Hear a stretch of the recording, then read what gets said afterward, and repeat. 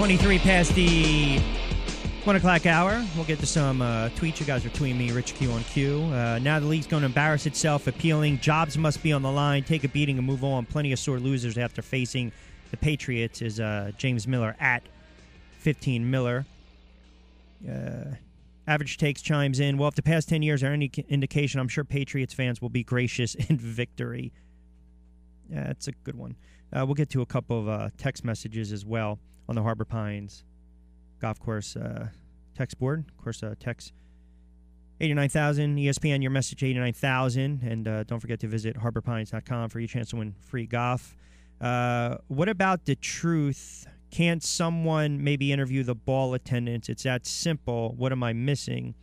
Jeff chimes in. Jeff, obviously, you're talking about the two ball boys, McNally. Here's the thing. Remember now, when you go all the way back, the Patriots refused to make Jim McNally available for a second interview. And remember now, Ted Wells went on record and said it was pretty frustrating. He was aggravated by that. But if the NFL head of security interviewed these guys and they talked to McNally on several occasions, then it's a dead issue. It's a dead issue. So he thought they were security was biased, and he applauded them.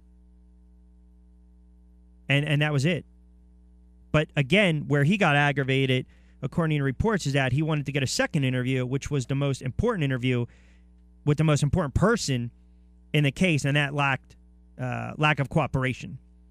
So going back, according to Wells, Brady answered all the questions. However, the one little caveat was that he refused to hand over all the parts, if you want to deem it as electronic communications, i.e. his cell phone. And I think that's where a lot of people were making a stink. That's where a lot of people were getting frustrated. Well, what is he hiding? Why is he not doing this? So, yeah, that's a dead issue. Once head of security NFL, they already spoke to these kids. That's pretty much it. I mean, I think we're splitting hairs here. We're really stretching a little bit. There's no way.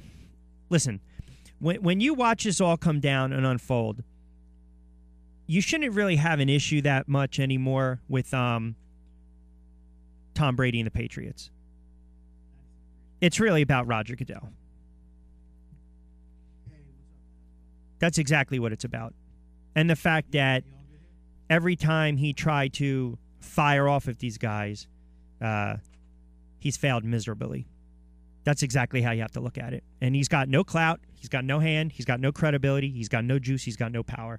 126 on a Thursday. We'll take you up to 2 o'clock straight up on a Thursday edition of the Warm-Up. Rich Quinones here on 97.3 ESPN FM. Jermaine Wiggins played with the Patriots, won a Super Bowl with the Pats in 2001. He's doing some good stuff with Hot 96.9 up in Boston with the morning crew. Kind enough to join us for a couple moments on a Thursday. What's going on, Jermaine? Hey, what's going on with you? How's everything been, my friend? I tell you what, it's a beautiful day. The sun's shining here, and, the greatest quarterback to ever play the game is free.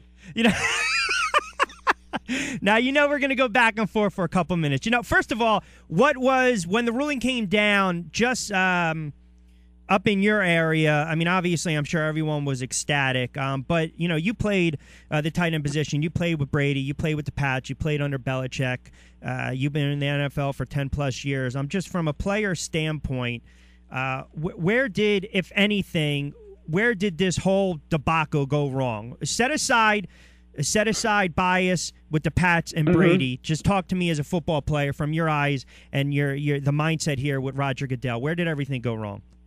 It went wrong from day one when they turned it into more than just a fine for probably the Patriots organization. It should have just been a letter or to the Patriots saying, hey, we are going to fine you after finding out that there might be some issues with an equipment violation, and that's very simple. Very similar to Brett Favre? San Diego. Oh, okay. Yep. The San Diego Chargers when they had the issues with the balls on the sideline. Yep. It was one of those things, or it was the stick 'em towels that they used, whatever it was.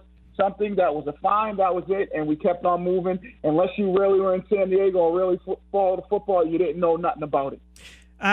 Again, keep your player's hat on for a moment. How is the league, and I'm sure you've been in contact with current players. I don't know if you've spoken to Tom. I'm sure you've been in contact with a lot of guys that you play with. How does the league, the players, view Roger Goodell? Well, I think a lot of people look at him like he's what's the word I'm looking for? Try to be as nice as I could possibly be. This, like, dictator where it's his way. He brings down punishment.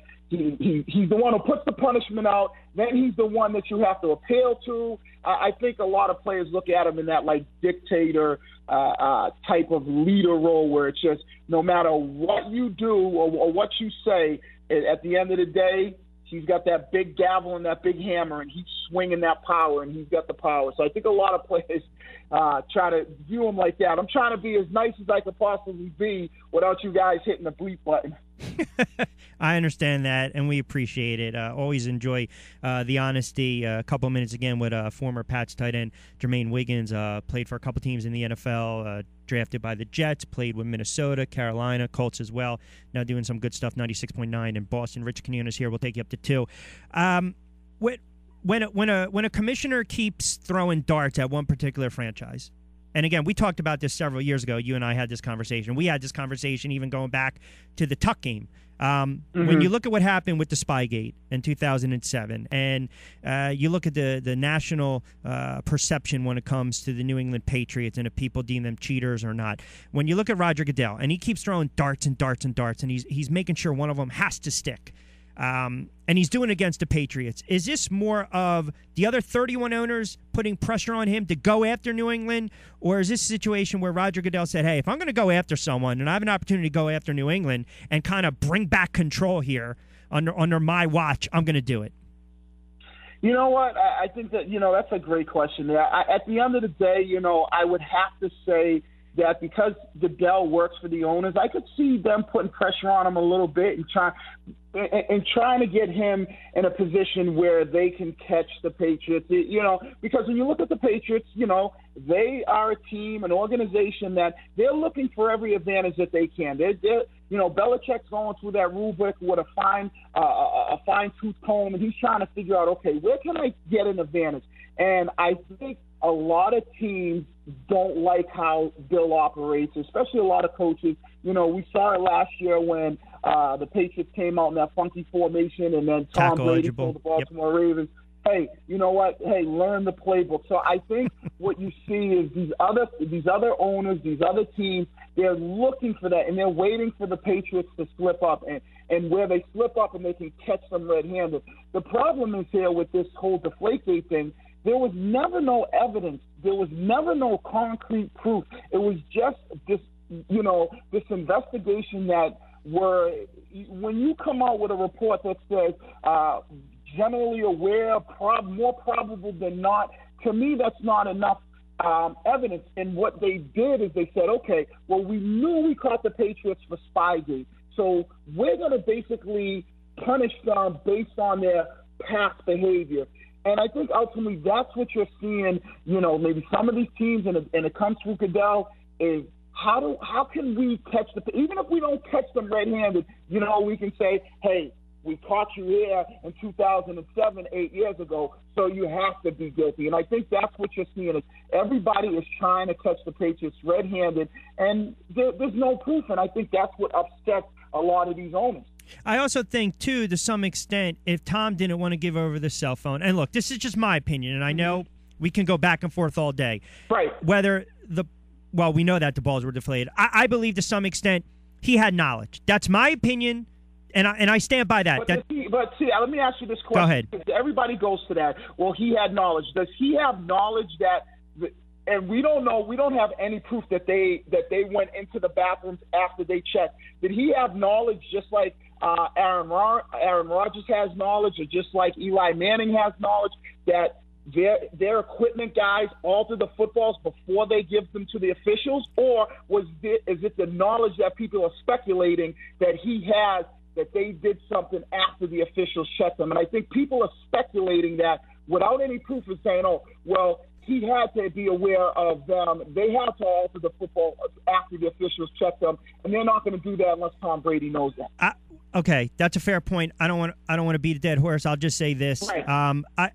I know that a lot of quarterbacks, I mean, look, you can speak more to this plain and leak than I can. I know a lot of them test out the balls. They like them certain ways prior to the game, especially if there's bad weather conditions and the balls are being exchanged like that. Bang, bang, bang. So, I don't think Belichick knew what was going on, which a lot of people might find that hard to believe when he knows everything that's going on. But at the end of the day, public opinion is, well, Tom didn't want to give up the cell phone, text messages back and forth. So, again, people are going to say, well, he's guilty right there. Now, if the NFL said, let's come to a conclusion here and we'll give you one game, and Tom decides, I'll take the one game, however, I'm not going to admit to doing anything. I will admit to, if you want to say obstruction or not being cooperative. Exactly.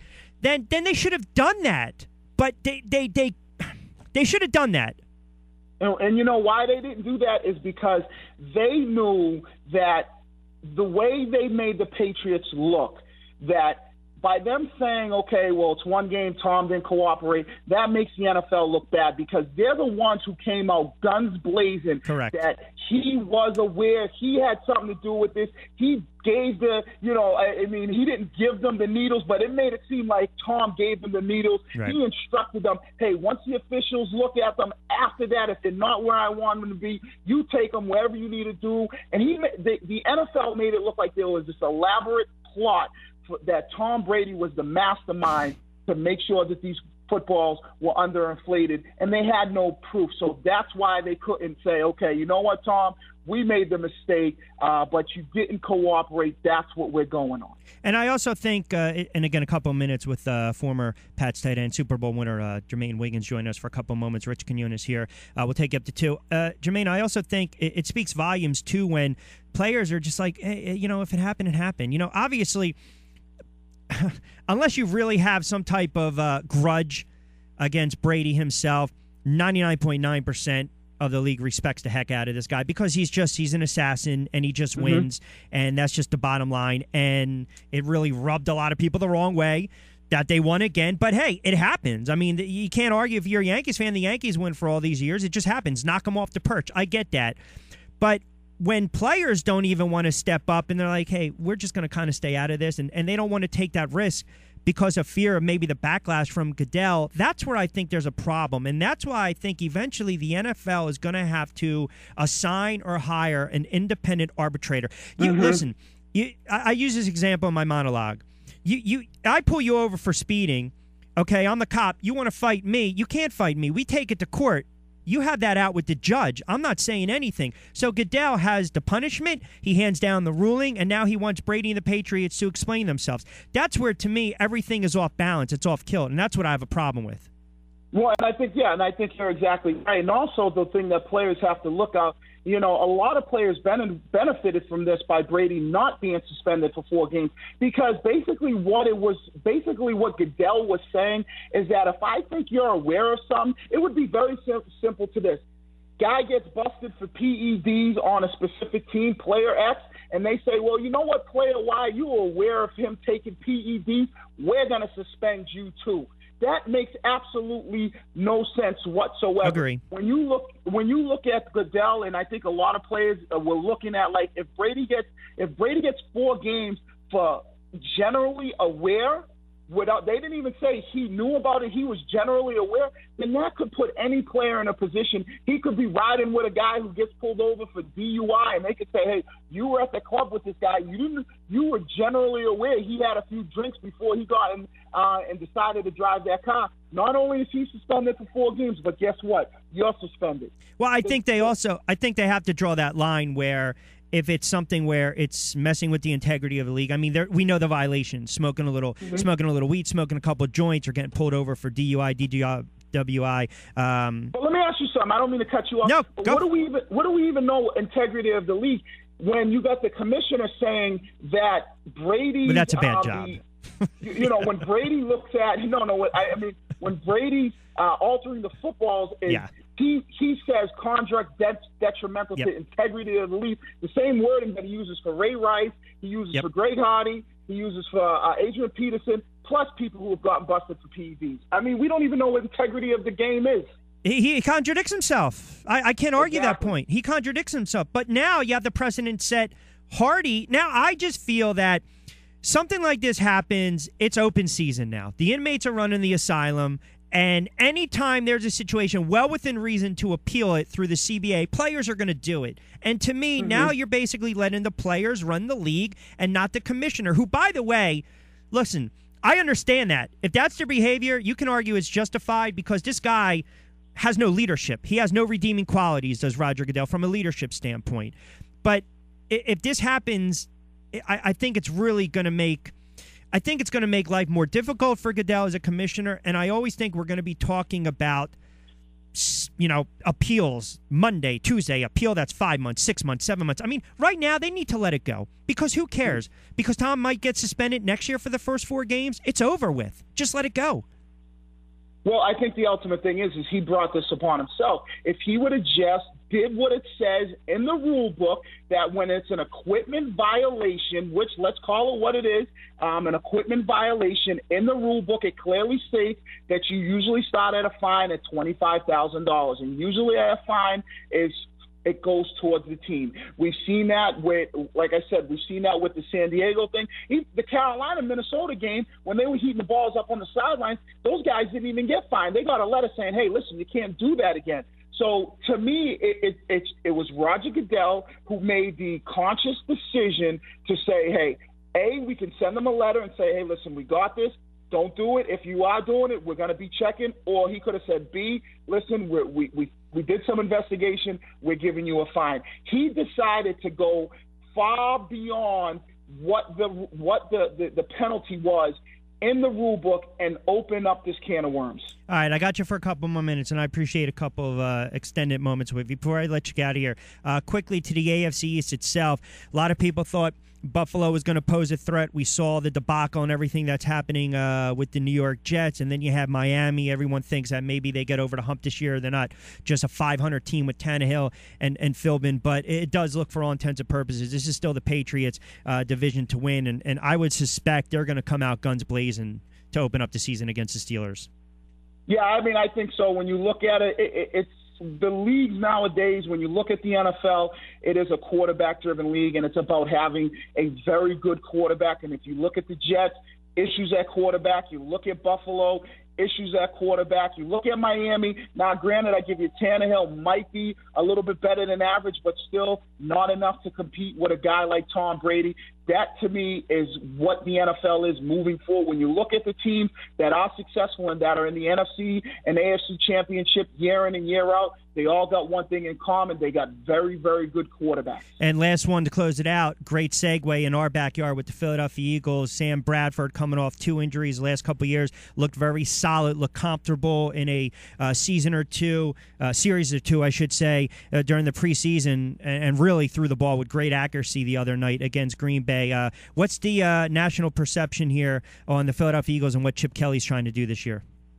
Well, I think a lot of people are like, can Chip Kelly's offense work in the NFL? Can that high up-tempo, high-octane offense where it's like, play after play, can that work in the NFL? And then the other thing is, does he have that quarterback? We know about Sam Bradford, a guy that was a very high draft pick, but he hasn't been able to do it on the field consistently in the regular season. That's the biggest question mark on him, that is, as well as the injuries. And I think that's the whole thing when you're looking at the Philadelphia Eagles.